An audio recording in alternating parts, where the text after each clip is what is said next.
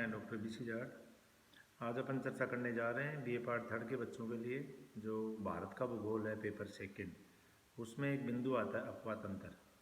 बच्चों, अपवाह तंत्र समझने से पहले हमें ये समझना होगा कि भारत में सतही जल कितना है।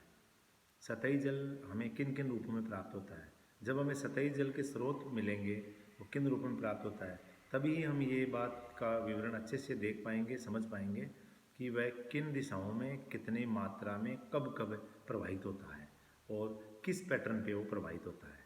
तो हमारे यहाँ एक काफ़ी अच्छे विद्वान हुए हैं के.एल. राव। 1973 में उन्होंने किताब लिखी थी इंडियाज वाटर वेल्थ, भारत की जल संपदा, लंदन से प्रकाशित हुई थी।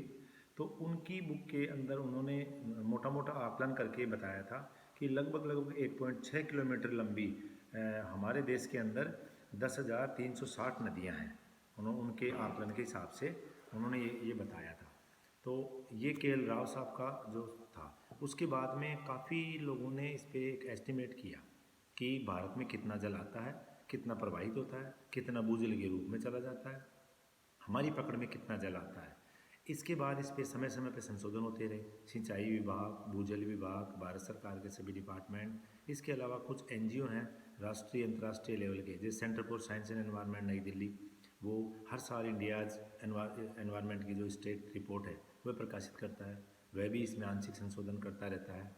इनमें जो डेटा प्रकाशित होते हैं, इन सभी के संशोधित जो संश्लेषित जो डेटा हैं, उनके आधार पर मैं आपके सामने ये चर्चा कर रहा हूँ कि भारत के अंदर इन नदियों में तो कितना पानी आ रहा है और किस किस रूप में क्या कितना जल हमारे यहाँ उपलब्ध है। तो मोटे तौर पे यदि ये देखा जाए कि भारत के अंदर टोटल जो जल है वह वार्षिक वर्षा के रूप में हमें 4,000 घन किलोमीटर प्राप्त होता है। इसके अंदर स्नोफॉल भी आ गया। अब इस 4,000 घन मीटर के अंदर जो सतही जल है जिसकी औसत वार्षिक अवेलेबिलिटी है, हमारे हाथ में जो अवेलेबिलिटी रहती है जिससे कि हमारे पास हमें प्राप्त होता है, वह 1869.35 घन किलोमीटर जल है जो हमें प्राप्त होता है। इसके अलावा अगर हम ये देखें कि प्रति व्यक्ति जल की उपलब्धता कितनी है, वो घटती जा रही है।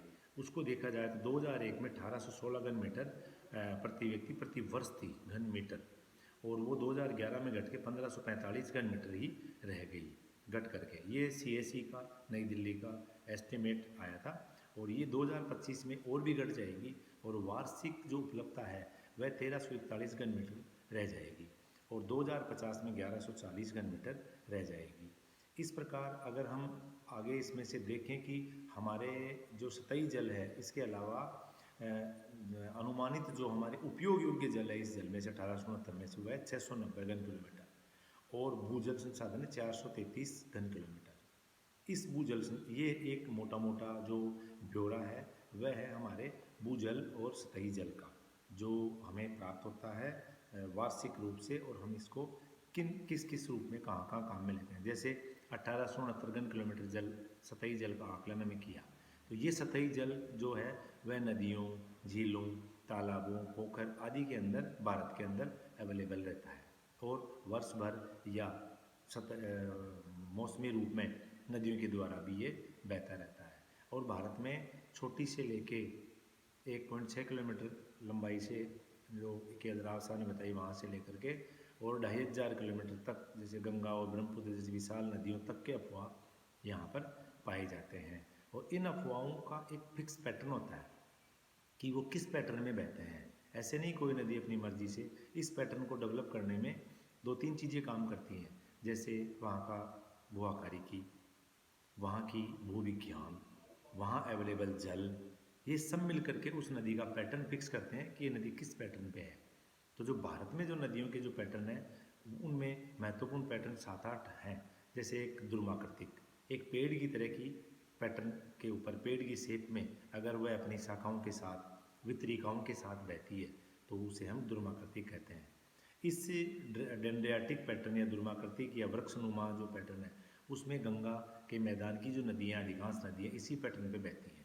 दूसरा जो पैटर्न है आयताकार, रेक्टेंगुलर, आयताकार में जिसे अपने विंध्यन पठार है, विंध्यन की जो पहाड़ियाँ हैं सभी, उन पहाड़ियों में जितनी भी नदियाँ बहती हैं वह सारी आयताकार में होता है कि इसकी जो मुख्य नदी की जो सहायक नदियाँ हैं वह सारी आकर के समकोण पे मिलती हैं। एक वलयाकार में परवर्ती नदियाँ और अनुवर्ती नदी से आकर के और मिलती हैं, और वो वक्राकार या चापाकार मार्ग में प्रवाहित होती है। जैसे गुंबदाकार कोई भी ज्वालामुखी की अंतर्वेदी चट्टान है, जैसे बैतूल इत्यादि, उनमें जैसे पिथौरागढ़ है उत्तर प्रदेश में, और तमिलनाडु और केरल की नीलगिरी की पहाड़ियाँ हैं, वो इसी पैटर्न पे वलयाकार पैटर्न पे बहती है। इसी प्रकार पैरेलल समानांतर पैटर्न भी होता है, जिसमें एक दूसरे नदियाँ समानांतर ही प्रवाहित होती हैं। ऐसा पश्चिम घाट से अरब सागर की तरफ जो नदियाँ प्रवाहित होती हैं, छोटी छोटी नदियाँ हैं, वह नदियाँ इस पैटर्न पे। एक होता है ट्रेलिस, जालीनुमा बोलते हैं इसको, एक जाल की तरह नदियाँ आपस में मिल करके बहती हैं। अपना छोटा नागपुर है सिंहभूमि जिले में, वहाँ की जो नदियाँ हैं छोटा नागपुर से, वो ट्रेलिस या जालीनुमा पैटर्न के अंदर बहती हैं। एक कंटकीय होता है, कंटकीय बारबड़ जिसको अंग्रेजी में, इसमें असंगत सम्मिलन होता है, कोई फिक्स एक उनका मिलन नहीं होता है। ये कोसी नदी है नेपाल में, जो उसकी सहायक है कोसी की अरुण नदी, वह इस पैटर्न को फॉलो करती है।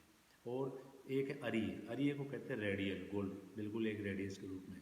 इसमें एक सेंटर से नदियाँ बाहर की ओर प्रवाहित होती हैं, ज्वालामुखी शंकु या गुंबद होता है तो उससे बाहर की ओर।